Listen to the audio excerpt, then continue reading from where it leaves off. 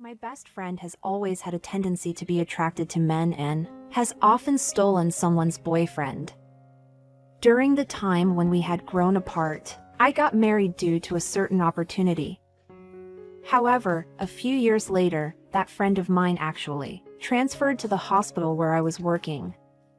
She deliberately stole my husband, who was already married, but she had her reasons. Unaware of anything, my friend continued to descend rapidly down the path to hell. My name is Sophia, and I am 38 years old. My husband, Robert, is 2 years younger at 36. Unfortunately, we were unable to conceive a child. Despite not having children, I believe that our life as a couple is not bad. I work as a surgeon at a general hospital. Interestingly, my father-in-law happens to be the owner and director of this hospital. Since my husband is the son of the director, one might assume that he is the heir to the hospital, but there is a significant misunderstanding in that regard. The reasons behind this will become clear later on. My friend Ava also works as a nurse at this hospital. She recently joined this hospital, but we actually met back in high school. Ava and I were in the same class during our freshman year. We were both members of the same orchestra club and played the violin. Ava was really skilled at playing the violin, and she often helped me with the difficult parts. She was a caring person and was admired by her juniors. We entered the same university, with me studying medicine and Ava studying nursing. While we both studied diligently, we continued to be in the orchestra club together, just like in high school. After graduating from university, we grew a bit distant, but we still had dinner gatherings about once every 3 months, and our friendship continued. And since Ava transferred to the hospital where I was working, we started spending more time together, going out as a duo. So far, it seems like Ava and I have a very close bond. However, there was one thing about Ava that I wasn't satisfied with, and it was her tendency to be attracted to men. Ava is still single at 38. Whenever I had a boyfriend in the past, she would always aggressively pursue them and snatch them away from me. It happened in high school and college as well. When I was dating my current husband, she and I grew a bit distant. And since I kept my boyfriend a secret from her, I was able to marry my current husband. If Ava had found out about my relationship with my current husband, I don't think we would have gotten married. However, just because we got married, it was unwise to casually introduce my husband to Ava. To Ava, where the person was married or not, it didn't matter. Today, I was able to finish work right on time. Since I was able to leave earlier than usual, I decided to go to the city for some shopping. As I was leisurely window shopping, I spotted a tall man ahead. It was my husband. My husband is 6 feet tall, so it's easy to spot him in a crowd. Thinking he was shopping alone, I tried to call out to him, but it seemed like he was talking to someone. As I approached without saying anything, I realized that Ava was with my husband. I think my husband and Ava had met once before. Why are those two walking together so amiably? Is it because of Ava's bad habit? While thinking that way, I took a photo of the two walking closely together. I saw them enter a restaurant. I considered continuing to tail them, but since I was able to leave early, I didn't want to give up my time for myself, so I reluctantly left the scene. While eating dinner from my favorite takeout place, I waited for my husband to come home. It's past 8 p.m., 9 p.m., and 10 p.m., and there is still no sign of him returning. As I continued to wait, at 10:30 p.m., the front door finally opened. Without welcoming my husband back with kindness, I stood in the living room, waiting for him to enter. I'm home. My husband came home with the same usual enthusiasm, and while I was annoyed by it, I asked him where he had been today. Hey, Robert, where were you today? You came back pretty late. Oh, I'm sorry for coming home late. My friend, didn't let me leave easily, haha. My husband told a blatant lie. If you tell me the truth right now, I'll at least listen to what you have to say. That friend is Ava, right? My husband was surprised to hear the name Ava. Why? If he says it like that, he is almost admitting it. So, I showed him a few photos I took with my phone. Aren't these you and Ava? Today, I finished work early and went out to the city. Then, I happened to see the two of you, walking together so closely like this. This must be somebody else. I don't think there are many men over 6 feet, wearing the same clothes as his.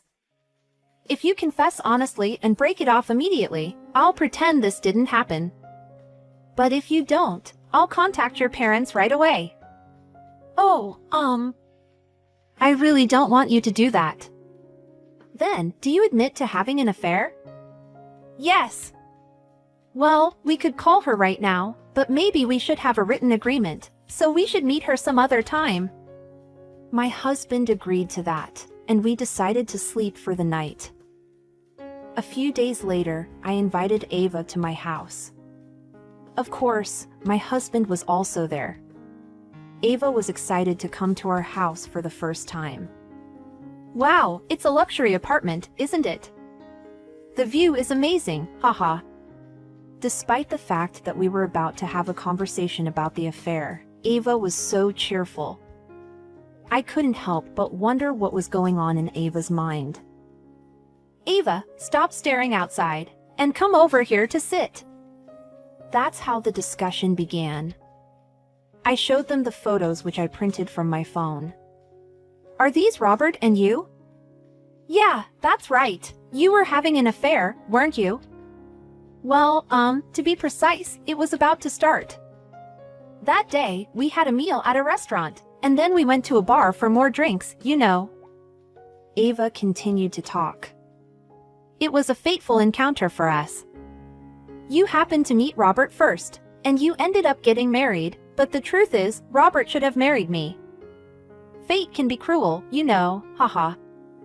Sorry, Sophia. I also believe that my encounter with Ava was fate. Both of them were so insistent on fate, it was annoying. That was my impression. Listening to two people over 35 years old constantly talk about fate is rather comical. Perhaps they finished saying what they wanted to say, and the two of them were about to leave the house. Where are you going? Well, obviously we are going on a date. We could have gone on a date much sooner, but you called me over, so it ended up being this late. Well, I might not go home tonight, haha. After she said that, the two of them left while clinging to each other. Late at night on that day, I received a message from Ava. The message included a photo of a hotel, where she would likely be with my husband. I'm going to marry the heir of the General Hospital. He is too good for you, Sophia. I'm the one who is suited to be the heir's wife.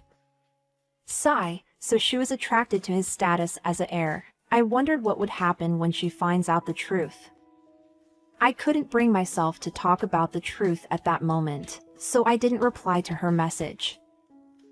A few days later, my husband, Ava, and I were called to the director's office. Because I had informed my parents-in-law that I had something to tell them about my husband. In addition to my parents-in-law, Mr. Thomas, my father-in-law's acquaintance who is a lawyer, was also present. They probably thought they would need legal advice. By the way, my mother-in-law is the head nurse, the director of nurses at this hospital. The first one to speak was my father-in-law. Robert, are you planning to divorce Sophia and marry the woman over there? Yes, her name is Ava, and she works as a nurse at this hospital. I heard that from your mother and Sophia. She seems to be good at work, but I heard that she fools around with men. Isn't that a misunderstanding on Sophia's part? If that's what you want to believe, it's fine, but I trust what Sophia says. And you, was it Ava? Do you really intend to marry Robert? Ava was taken aback when he suddenly started talking to her. She hesitated for a moment, but quickly regained her composure. Yes, I genuinely want to marry Robert. I'm well aware of his infidelity, so today I brought the consolation money. Saying so, she handed me an envelope that seemed to contain the consolation money. I'm giving you $1,000 as consolation money. Receive it with gratitude, haha. With this, I'm getting closer to marrying the wealthy heir, she said triumphantly in my ear. Perhaps the lawyer, Mr. Thomas, overheard that, and the two of us burst into laughter. Ava seems to be oblivious to the truth, as well as the standard rate of consolation money. After a moment of laughter, Mr. Thomas began explaining about consolation money. Regarding consolation money for infidelity, even if it doesn't lead to divorce, a minimum of $5,000 is usually required, and the average is around $10,000. In cases like this, where divorce is involved, consolation money for infidelity generally ranges from around $20,000 to $30,000 per person. Therefore, from the husband who cheated and his affair partner, we will demand a total of approximately $40,000 to $60,000. In this case, based on discussions with Sophia, we are considering requesting $50,000 from both parties together. Hence, the remaining $49,000 will be formally claimed. Huh? Is consolation money really that big? You must be joking. Now it's my turn to speak. You really have no common sense. Do you think that the emotional wounds I suffered from your infidelity can be healed with just $1,000? Infidelity is such a high-risk affair, you know. This is what happens when you start having a love affair, without thinking much of it. I thought she became meek after hearing what I said, but Ava still maintained a strong attitude. Well, we'll pay $50,000 or whatever. After all, Robert is the heir to this hospital, right? You can easily afford to pay around $50,000, can't you? Ava looked at her husband as she asked. However, she couldn't get a favorable response from my husband. About being the heir. My husband's response was evasive. My father-in-law spoke next. Ava, it seems you have some misunderstandings. The heir to this hospital is Sophia. Huh? Wakana looked as if she couldn't understand what was being said. But Robert is the son of the director, right? That's true, but Robert doesn't have a medical license. Huh? Ava exclaimed. Ava, do you really not know anything? Somehow, I started to feel a little sorry for Ava, because this means that my husband hasn't told her anything. To make Ava understand, I began to explain step by step. First, let's talk about Robert's background. He attempted the medical school entrance exam for 3 years. Ultimately, he couldn't pass. After that, he took the entrance exam for nursing program, and he passed, so he enrolled in the nursing program. However, after attending for 6 months, he realized it wasn't suitable for him and dropped out. He spent 1 more year studying independently and attempted the medical school entrance exam again, but he did fail this time as well.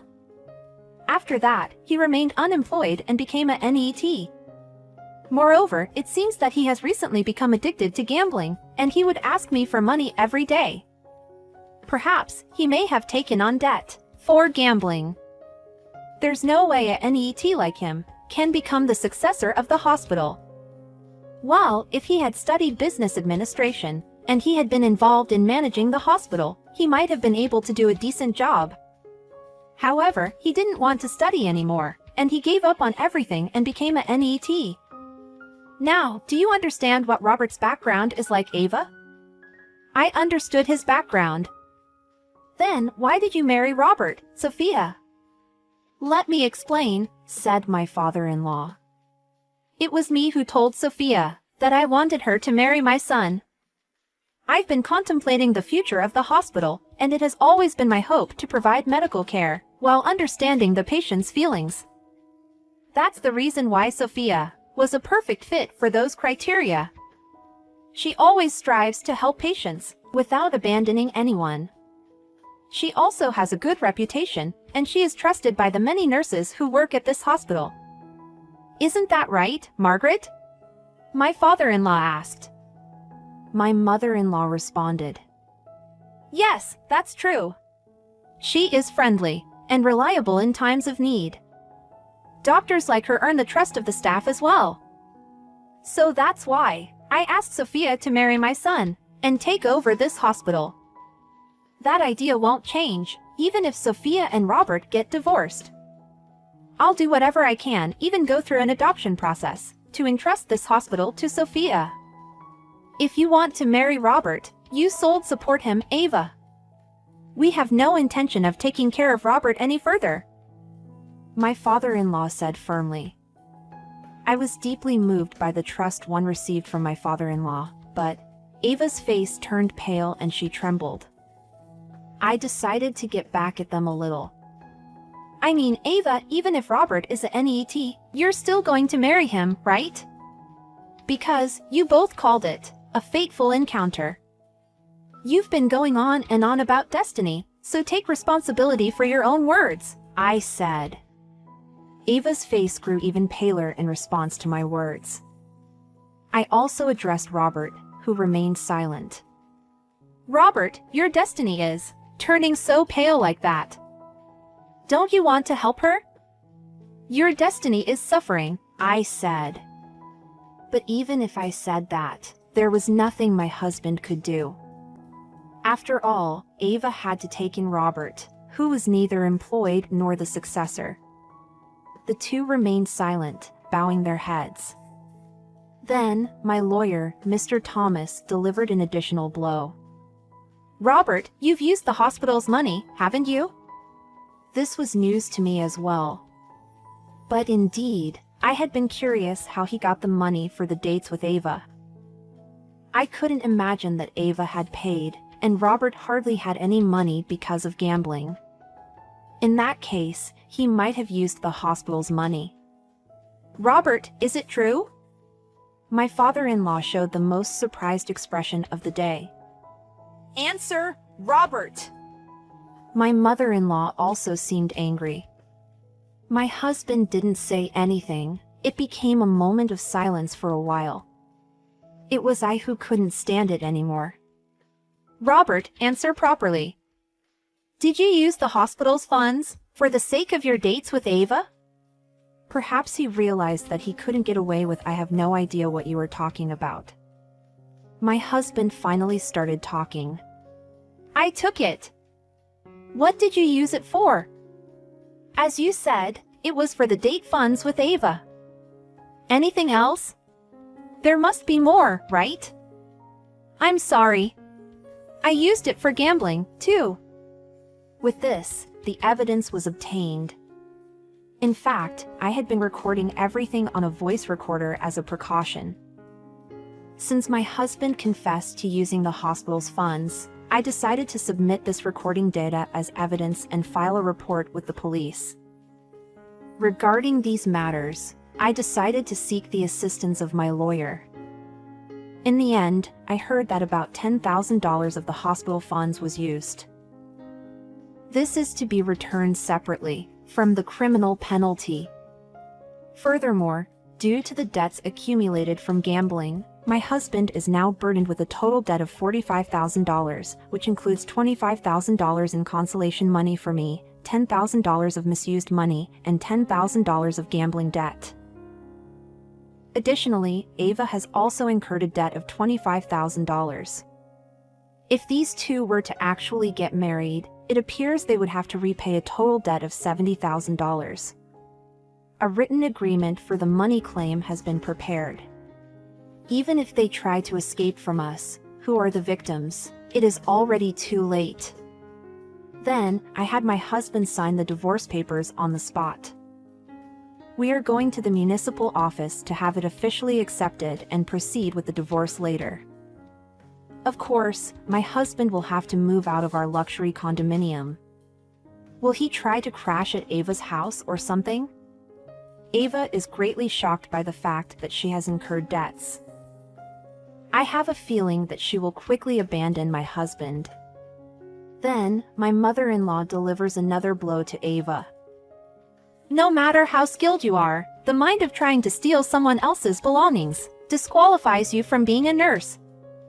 You will be dismissed, effective immediately. The losses Ava has suffered in just one day are immeasurable. The aftermath of the story. In the end, my ex-husband and Ava did not get married. Even for the two who talked about destiny like that, it seems that a destiny is out of the picture when money is involved. My husband was arrested first. After that, even though he paid for his crime, his criminal record and being at NET made it difficult for him to find a job. In an attempt to alleviate the anxiety of unemployment, he spent his days gambling. Instead of decreasing, his debt continued to grow. Ava moved to a different region where nobody knows her, started working as a nurse, and she is diligently paying off her debts. On the other hand, I officially completed adoption with my in-laws. With this, I am able to inherit the hospital in the future. I will continue to work sincerely with patients and do my best to create a comfortable working environment for our hospital staff. For now, I have decided to prioritize work, and I think it's okay to put thoughts of romance and marriage aside for a while.